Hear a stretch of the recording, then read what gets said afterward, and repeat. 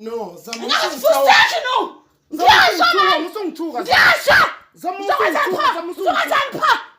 Zama Hayi ngishilo. Kufanele thina njengabafowabo ubafo simprotect. Sithi angamshiyi unkosikazi wakhe. Kodwa ngoba yena uyindoda. I-advice leso amnika yona thina. Ngoba yena uyindoda athole isite endaweni thizeni. Yabo?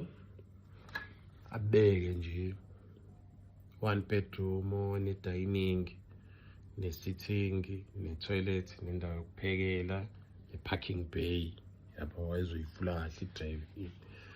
Bese ethatha enye intombi zakhe yafana nale. Yabo. Ayifake lapha ya. Ahlala nayo. Kodwa bese investor more kulelo khaya le anciphise ngala amlahle umkakhaya ungamlahle umkakhe miyeke lo luhlanye oluqaqamuka amlahle umkakho hayilahle yena njengoba eseyilahlile ngeyokuqala seyilahle indaweni eziningi yabo ilahle nje indaweni eziningi nasemsamo ngathi seyilahlile bese nabafo uphemba ikhaya elisha